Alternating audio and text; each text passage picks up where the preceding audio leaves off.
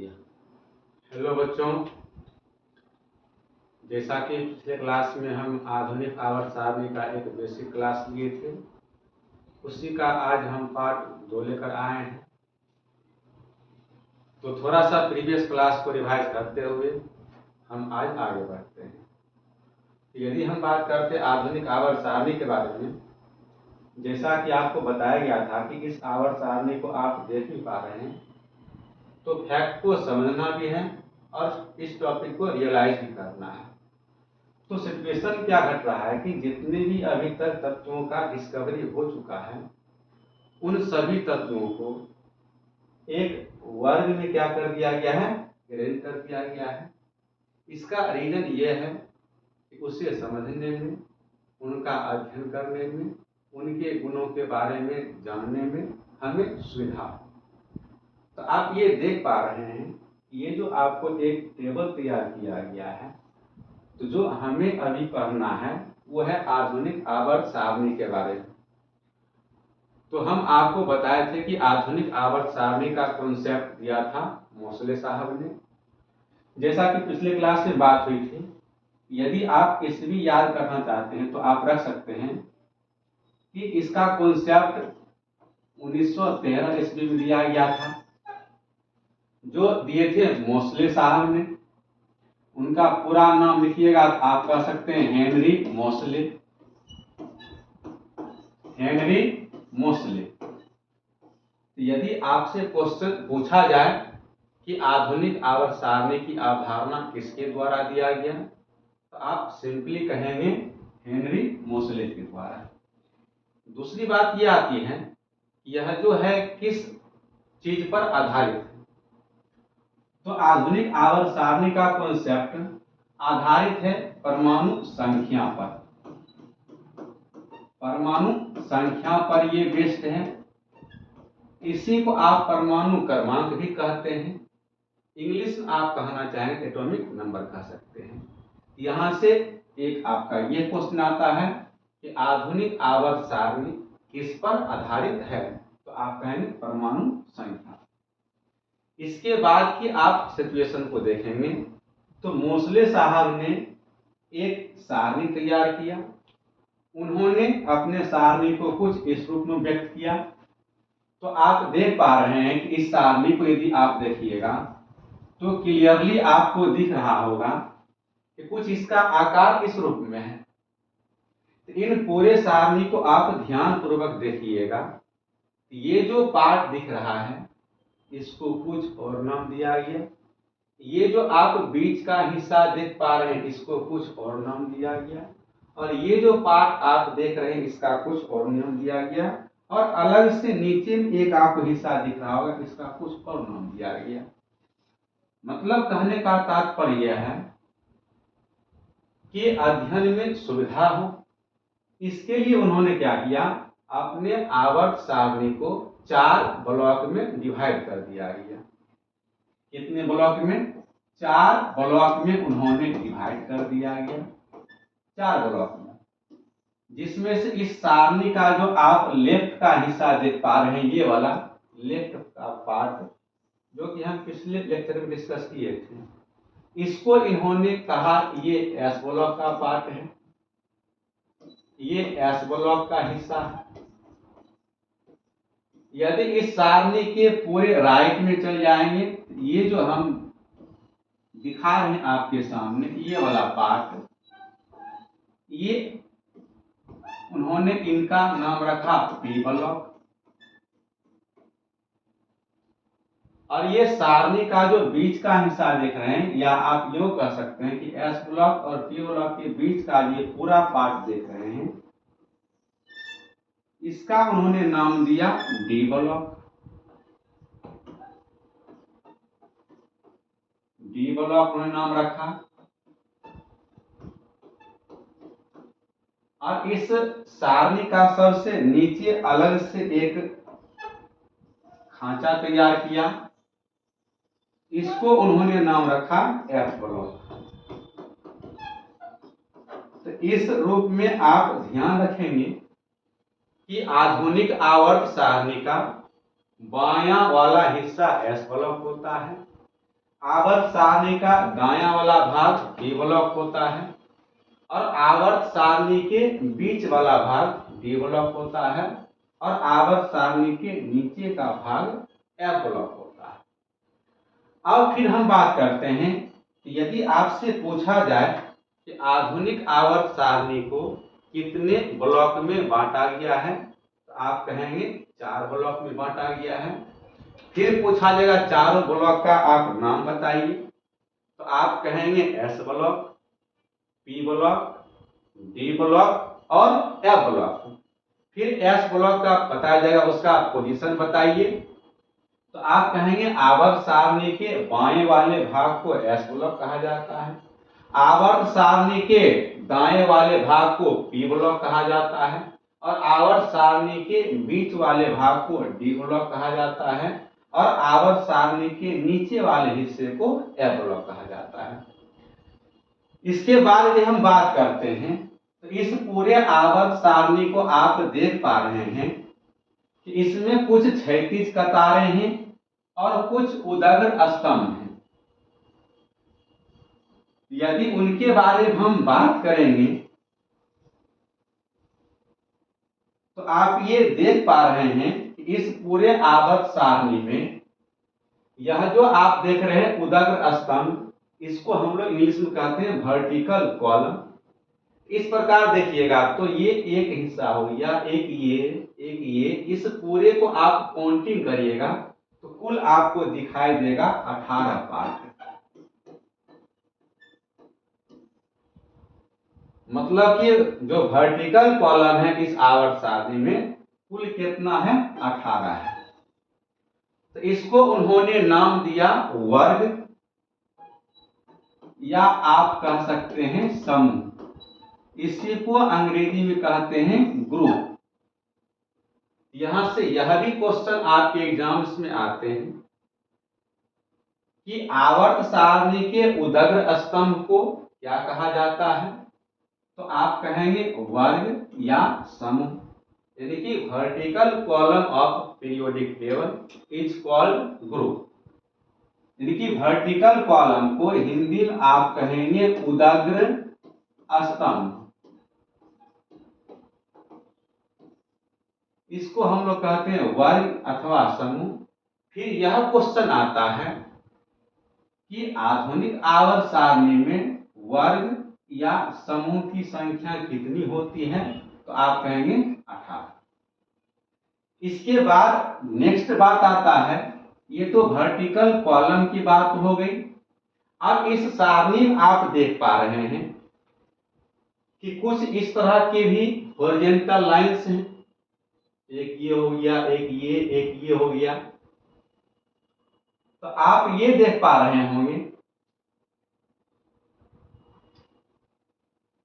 यदि काउंटिंग करने का प्रयास करेंगे तो 1 2 3 4 5 6 7। इस आधुनिक आवर्त सारणी में इसको कहा गया क्षैतिज कतार, हॉरिजॉन्टल रो कहा गया है। क्षैतिज कतार, क्षैतिज कतार, हॉरिजॉन्टल रो कहा गया है इसको।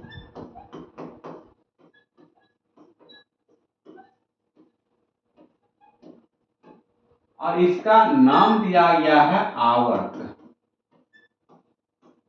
जिसको आप इंग्लिश में कहते हैं पीरियड। अब इसकी कुल संख्या है 7। यह भी आपके एग्जाम्स में क्वेश्चन आते हैं कि आधुनिक आवर्त सारणी के क्षैतिज कतार को क्या कहा जाता है, तो आप कहेंगे आवर्त यानी कि पीरियड। फिर यह क्वेश्चन आता है कि आधुनिक आवर्त सारणी में आवर्त की कुल संख्या कितनी होती है, तो 7। ये आपके एग्जाम्स के क्वेश्चन होंगे।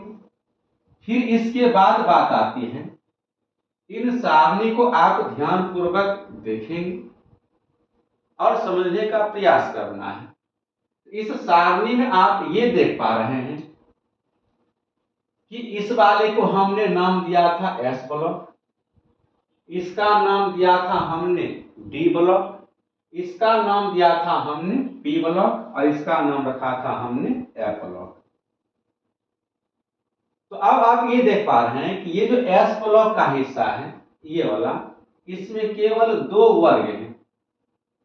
तो यह भी आपसे पूछा जाता है कि एस ब्लॉक के अंतर्गत कितने वर्ग होते हैं, तो वर्ग 1 और वर्ग 2, मतलब टोटल नंबर ऑफ ग्रुप्स कितना होता है, 2। यानी कि एस ब्लॉक में जो है वो आते हैं वर्ग 1 और वर्ग 2। ये वर्ग 1 हुआ, ये वर्ग 2, ये वर्ग 3, 4, 5, 6, 7, 8, 9, 10, 11, 12, ये 13, 14, 15, 16, 15, ये 16, ये 17,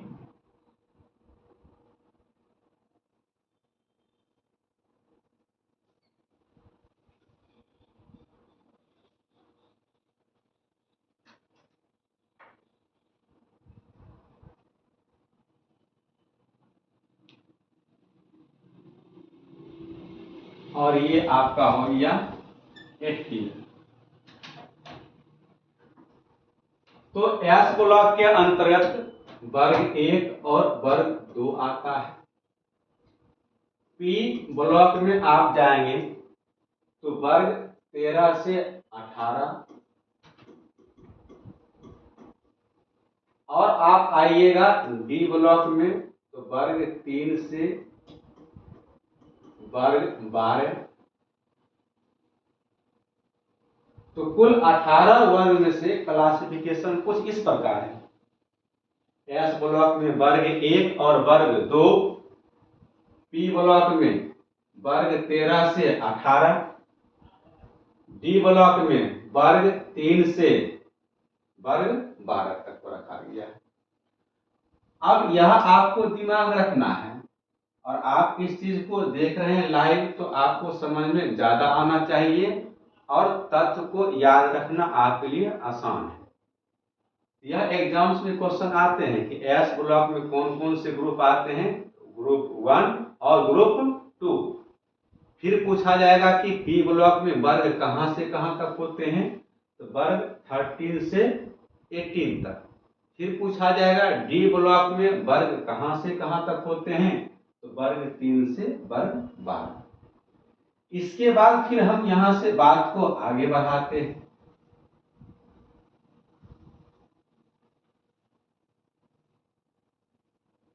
तो अब हमें बात करना है, यदि इस सारणी को ध्यान पूर्वक आप देखने का प्रयास करें और समझने का प्रयास करें, यदि हम बात करते हैं पहला आवर्त का, पहला आवर्त, यदि बात करते हैं फर्स्ट पीरियड का, हम बात करते हैं,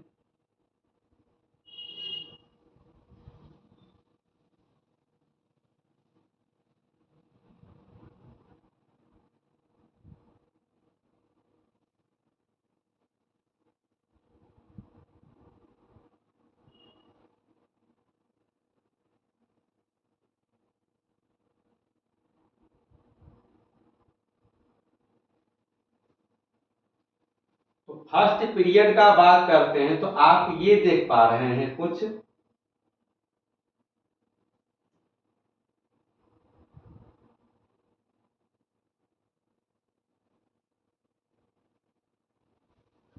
कि फर्स्ट पीरियड में एक इस साइड आप देख पा रहे हैं एक एलिमेंट हाइड्रोजन है, राइट साइड में जस्ट इसी के सामने आप जाएंगे तो हीलियम मिलेगा। इस आधार पर हम कह सकते हैं कि जो फर्स्ट पीरियड है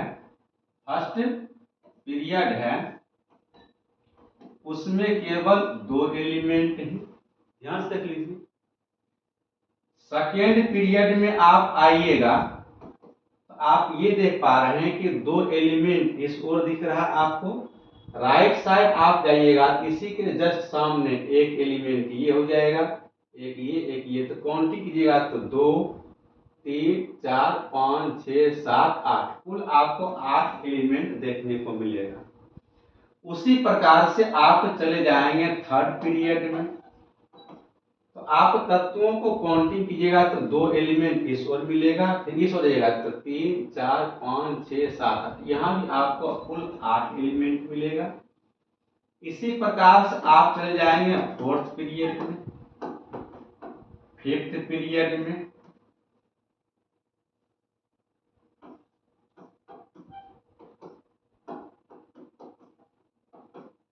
सिक्स्थ पीरियड में और सेवंथ पीरियड में। तो फोर्थ में आप काउंटिंग कीजिएगा, यहां से काउंटिंग करना आप स्टार्ट कीजिए 1 2 3 4 5 6 7 8 9 10 11 12 13 14 15 16 18, कुल आपको 18 एलिमेंट मिलेगा। उसी प्रकार से फिफ्थ में भी आपको मिलेगा 18 एलिमेंट, आप काउंट कर लीजिएगा। सिक्स्थ में आपको मिलेगा 32 एलिमेंट, सेवंथ में फिर आपको 32 मिलेगा। तो अब यहां पर इसका नाम रखा गया है। आप देख पा रहे हैं कि इसमें सबसे छोटा वैल्यू 2 है, मतलब पहले आवर्त में केवल 2 ही एलिमेंट है, मीन्स वो छोटा आकार का है। सेकेंड और थर्ड में 8 एलिमेंट है, फोर्थ और फिफ्थ में 18 है, सिक्स्थ और सेवन 32 है। ये भी आप एग्जाम्स को सुनाते हैं कि आधुनिक आवर्त सारणी के पहले आवर्त में कितने तत्वों को रखा गया है, तो 2 तत्वों को। नाम नहीं पूछा जाएगा आपसे। दूसरे आवर्त में कितना है 8, तीसरे में 8, चौथे में 18, पांचवें में 18, छठे में 32, सातवें में 32। इस आधार पर पहले आवर्त को कहा गया है अति लघु आवर्त। बहुत ही इंपॉर्टेंट क्वेश्चन बता रहे हैं, क्योंकि सबसे छोटा वैल्यू है 2, तो पहले आवर्त का नाम रखा गया है अति लघु आवर्त। जो पहला आवर्त है फर्स्ट पीरियड, इसका नाम रखा गया है अति लघु आवर्त, अति लघु आवर्त। फिर आप आइए सेकेंड पीरियड और थर्ड पीरियड में। तो सेकेंड पीरियड और थर्ड पीरियड,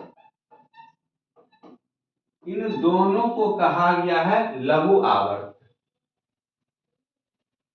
सेकेंड को और थर्ड को, इसको कहा गया है लघु आवर्त।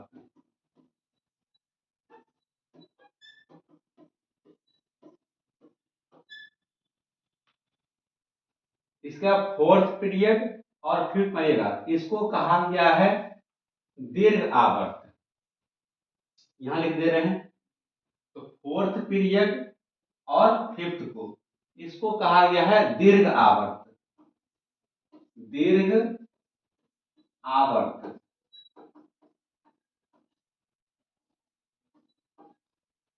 और आप सिक्स्थ और सेवंथ की बात कीजिएगा, इसको कहा गया है अति दीर्घ आवर्त, अति दीर्घ आवर्त। तो आप याद कीजिए एक बार मेरे साथ, पहले आवर्त को कहा गया है अति लघु, दूसरे और तीसरे को दोनों कंबाइंड रूप से लघु आवर्त, चौथे और पांचवें आवर्त को दीर्घ आवर्त, छठे और सातवें आवर्त को अति दीर्घ आवर्त। ये बहुत ही इंपॉर्टेंट क्वेश्चन बता रहा हूं मैं, हर एक एग्जाम्स में आते हैं।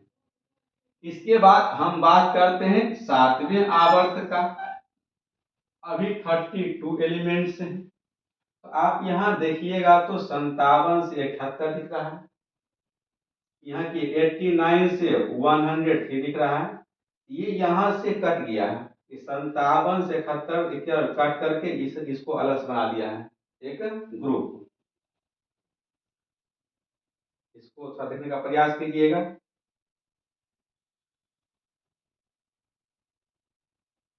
प्रयास करा दिखाने का। यहाँ देखिएगा स्कैंडियम का जो ग्रुप है, यहाँ 57 57 से 71, यहाँ 89 से 103। ये 57 से लेकर के 71 तक का एक अलग सीरीज बना दिया गया है। उसी प्रकार से 89 से 103 तक को एक अलग श्रेणी बना दिया गया है। तो इस आधार पर आप यहाँ पे ये देखिएगा, ये जो 7वां आवर्त है, 7वां, तो अभी और भी तत्वों का खोज होना बाकी है, हो सकता है इन फ्यूचर। उसके लिए 7th पीरियड में कुछ स्थान को छोड़ दिया गया है जो कि अभी वो इनकम्प्लीट है। 7वां जो आवर्त है वो अभी आपका इनकम्प्लीट है, इनकम्प्लीट। तो यह भी आपसे पूछा जाता है कि कौन सा आवर्त अधूरा है, आप कहेंगे 7th पीरियड। 7वां आवर्त जो आपका 7th पीरियड है वो है अधूरा, यानी कि इनकम्प्लीट है। मीन्स और तत्वों की यदि खोज होगी उन्हें उस आवर्त में रखा जा सकता है। तो यहाँ से क्वेश्चन आने की संभावना सबसे अधिक होते हैं और बच्चे कंफ्यूज कर जाते हैं, अति लघु कौन होगा, लघु कौन होगा, दीर्घ कौन होगा, अति दीर्घ होगा। इजिली आप समझ सकते हैं। पहले आवर्त में 2 एलिमेंट हैं, अति लघु। दूसरे और तीसरे में 8 एलिमेंट हैं, तो लघु आवर्त। चौथे 5वें में 18 हैं, तो दीर्घ। छठे 7वें में 32 है, तो अति दीर्घ। और अधूरा कौन सा है? 7वां आवर्त। बहुत इंपॉर्टेंट क्वेश्चन। अब थोड़ा सा बात करते हैं कि अलग से आप ये 2 श्रेणी देख पा रहे हैं, इसको कहा गया है एफ ब्लॉक एलिमेंट्स। तो आप यहां देख पा रहे हैं कि जो La इसका सिंबल है, एक एलिमेंट है लेंथेनम। आप थोड़ा सा देखने का प्रयास कीजिए।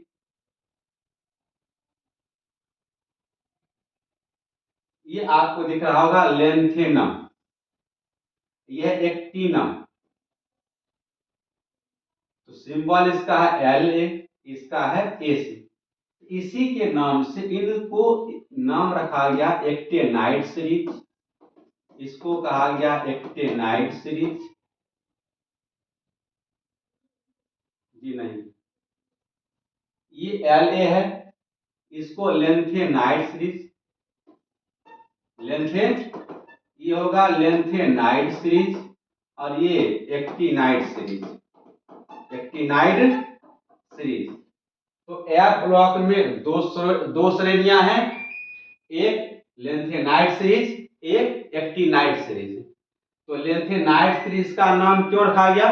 क्योंकि इस श्रेणी का सबसे पहला एलिमेंट कौन सा है? लेंथेना। तो इसी के नाम पर रखा गया लेंथेनाइड सीरीज। और इसको एक्टिनाइड सीरीज क्यों कहा गया है? क्योंकि इस श्रेणी का सबसे पहला एलिमेंट कौन सा है? एक्टिना। ये एक ब्रीफ आइडिया हुआ आधुनिक आवर्त सारणी के बारे में।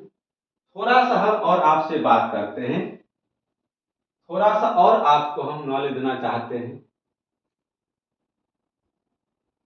और मुझे लगता है इतना बात आपको याद करने में दिक्कत नहीं होना चाहिए, क्योंकि जिस चीज को आप अध्ययन कर रहे हैं उस चीज को आप लाइव देख ही पा रहे हैं और इसको आप फील कीजिए, फैक्ट्स को समझने का प्रयास कीजिए।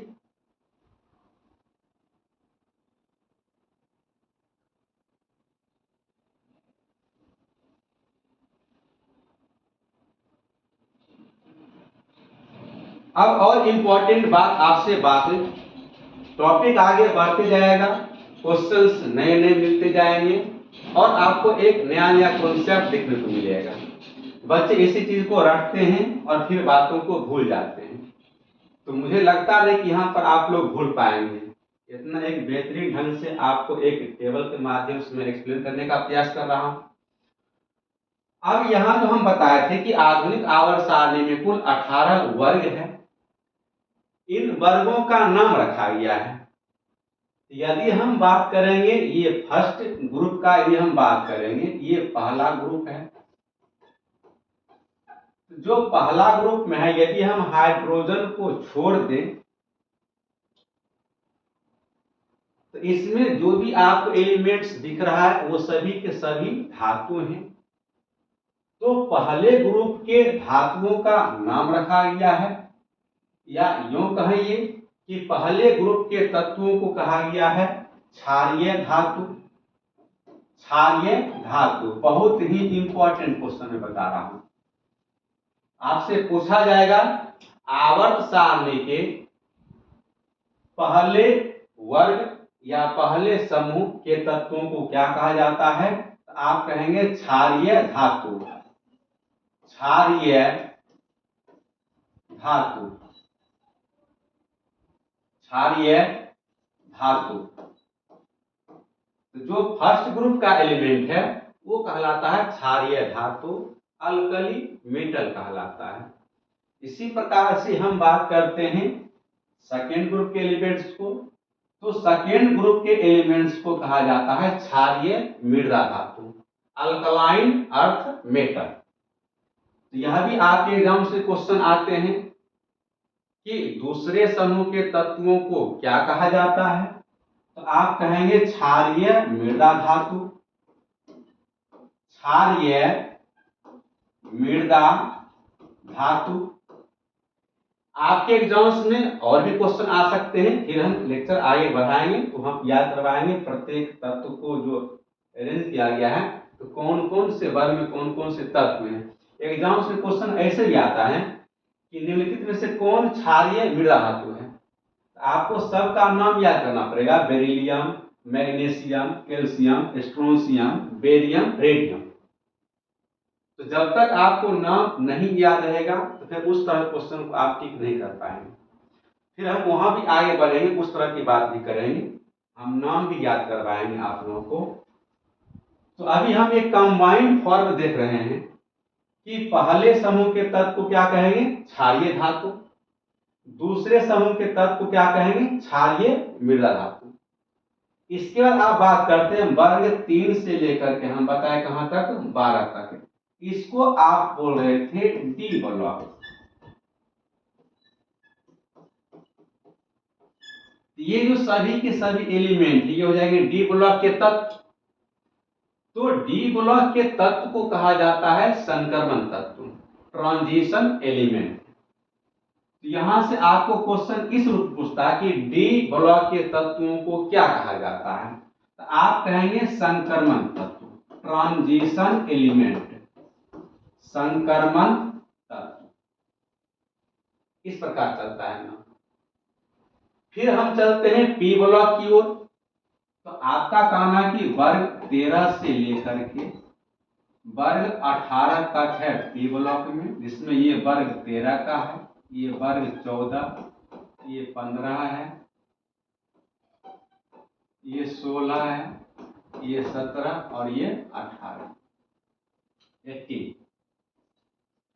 अब यहां पर जो पी ब्लॉक में नामकरण किया गया है, जैसे वर्ग 13 का पहला एलिमेंट देख रहे हैं कि बोरोन है, वर्ग 14 का आप देख पा रहे हैं कार्बन है, वर्ग 15 का नाइट्रोजन है, वर्ग 16 का ऑक्सीजन है, वर्ग 17 का फ्लोरीन है, वर्ग 18 का हीलियम।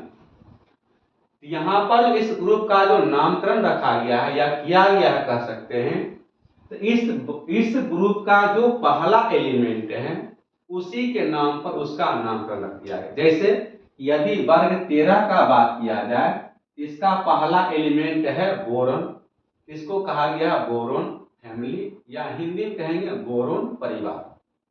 तो बोरॉन फैमिली बोलने से वर्ग 13 का बोध होता है।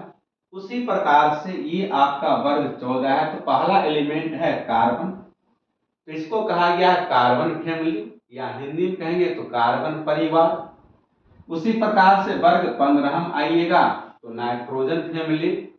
उसी प्रकार से वर्ग 16 में आइएगा तो ऑक्सीजन फैमिली।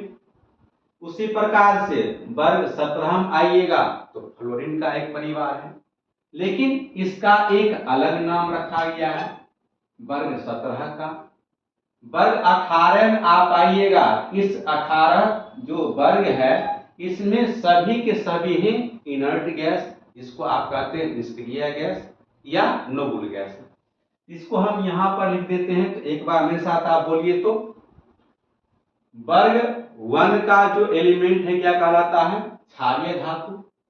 वर्ग 2 का बोलिए तो क्षारीय मृदा धातु। डी ब्लॉक का तत्व संक्रमण तत्व। वर्ग 13 का नाम बोलिए बोरोन फैमिली। वर्ग 14 का बोलिए कार्बन फैमिली। वर्ग 15 का बोलिए नाइट्रोजन फैमिली, वर्ग 16 का बोलिए ऑक्सीजन फैमिली, वर्ग 17 का फ्लोरीन फैमिली और 18 का इसमें इनर्ट गैस है। हम इसको लिखते हैं यहां पर फिर से, उनका हम नाम लिख देते हैं।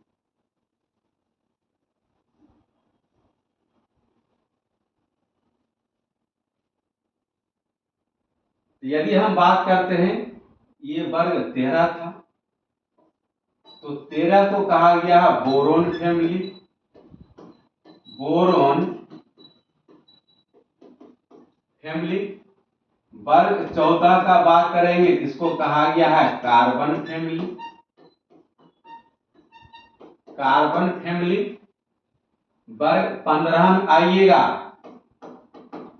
इसको कहा गया नाइट्रोजन फैमिली, नाइट्रोजन फैमिली। वर्ग आप आइएगा 16 में,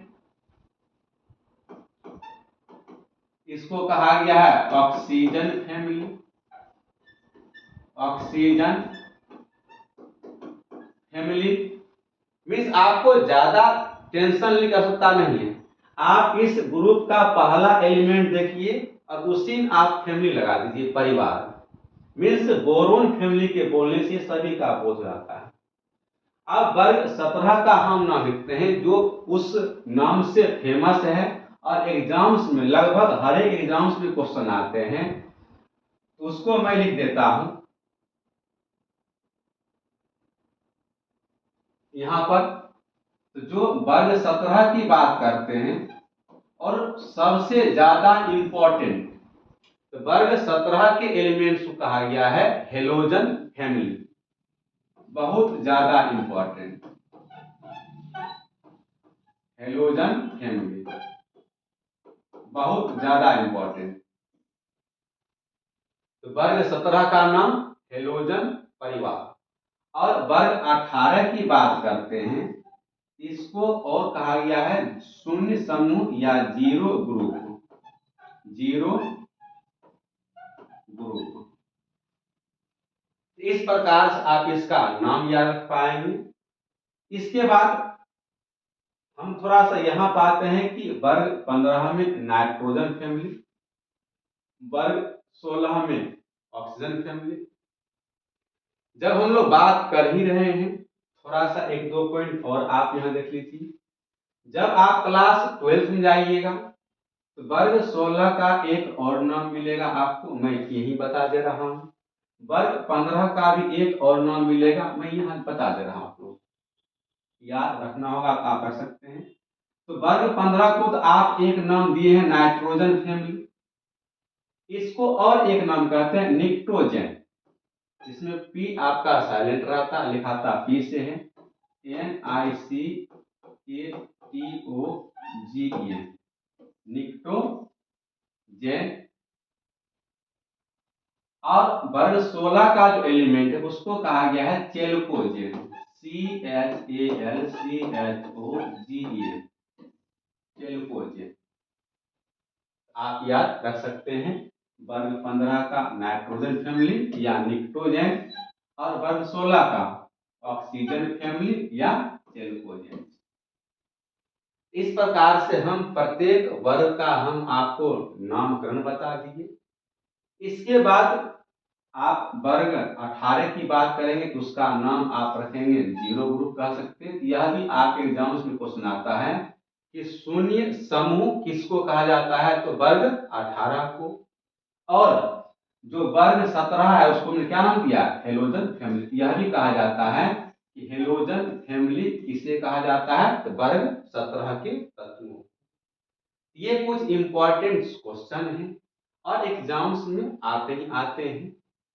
एक और हम आपसे बात करेंगे, यह जो आप वर्ग 18 देख पा रहे हैं, वर्ग 18 आप देख पाए, इसमें रखा गया है helium, neon, argon, krypton, xenon और रेडोन। आप देखिए, मैं देखने का प्रयास कर रहा हूं, ये देखिए वर्ग 18 का helium, neon, argon, krypton, xenon, radon. यह जो आप देख पा रहे हैं ये सभी के सभी निष्क्रिय गैस हैं। इसी को हम लोग कहते हैं नोबल गैस या इनर्ट गैस। आपके एग्जाम्स में यह भी क्वेश्चंस आते हैं कि निष्क्रिय गैसों को आधुनिक आवर्त सारणी के किस समूह में रखा गया है, तो वर्ग 18 या समूह 18 कहेंगे या आप कहेंगे शून्य समूह। ये एक आपके सामने हम ब्रीफ आइडिया रखें। तो मैं आशा और उम्मीद करता हूं यह वीडियो आपको अच्छा लगा होगा। तो अपने दोस्तों को शेयर कीजिए और कमेंट बॉक्स में एक आप लाइक दीजिए, कमेंट कीजिए, जिससे मैं आपके सामने एक बेहतर ढंग से लेक्चर प्रस्तुत करते रहूं। तो ज्यादा से ज्यादा आप देखिए और मैं सलाह दूंगा कि आप वीडियो को स्किप करके मत देखिए, पूरा लेक्चर देखिए। आपके एग्जाम्स में क्वेश्चन एक भी नहीं छूटेंगे, मैं ये दावे के साथ कहता हूँ, एक भी एग्जाम्स नहीं छूटेगा क्वेश्चन। तो इस प्रकार से हम आज का क्लास यहीं पर समाप्त करते हैं, फिर मिलते हैं अगले